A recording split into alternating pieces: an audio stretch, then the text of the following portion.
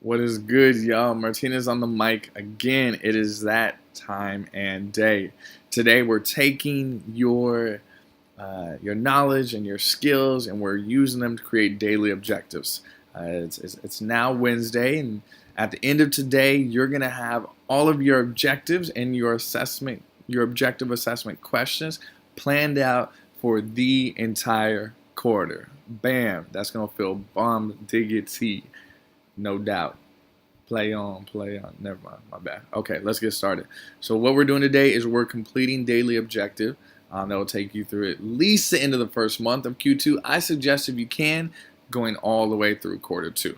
That being said, you may or may not stick exactly to this. I am going to encourage you to stick as closely to it as possible, just for your own sake of sanity, and I think that could be good. And then obviously figuring out where to reteach and spiral things in.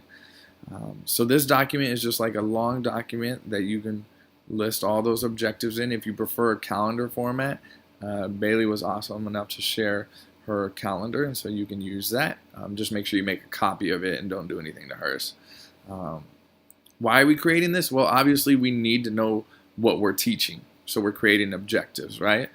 But what we teach doesn't really matter if students don't learn it. So what's equally important here is that we have our objective assessment question that we're going to use to assess if students mastered that objective for the day.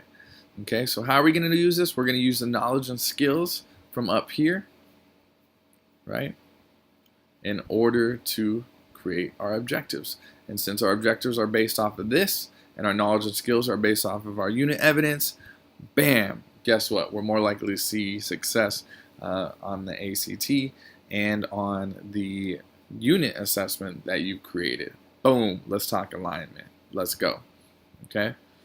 So what I've done here is, as a reminder, because I know my students and what they need to know, or what they will know, is the definition of 3 different words.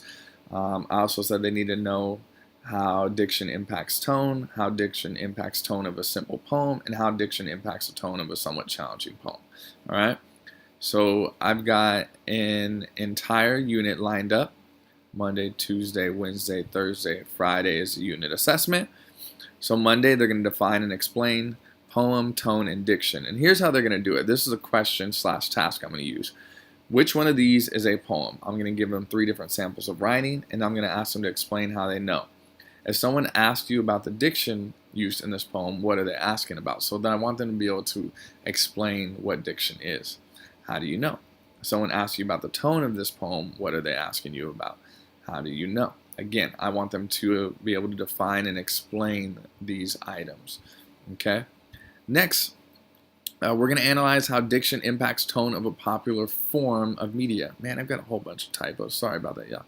And so I know that in order to do this well in a poem, I need to pick something that they're familiar with, something that's going to hook them in. And so my objective today is actually, how did Trump's diction impact the tone of his speech? I know that this is actually going to be something that's probably pretty easy for students to detect. I know it's something that's going to hook them in because my students are pretty passionate about this.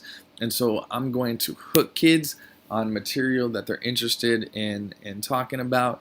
And I'm going to make it so that they can see that, hey, I've already got this skill before we move into poetry.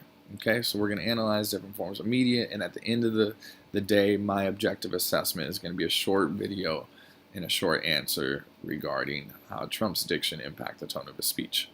From there, we're going to move into actual poetry, a simple poem the next day.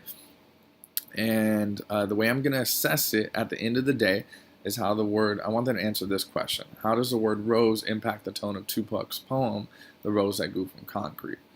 Okay. Then we're going to move up to a more challenging, to a somewhat challenging poem. So they're going to analyze and explain how change in diction impacts tone of a somewhat challenging poem. So if the word crippling was removed from A Brave and Startling Truth by Maya Angelou, what would the impact be? What is the impact of leaving it there?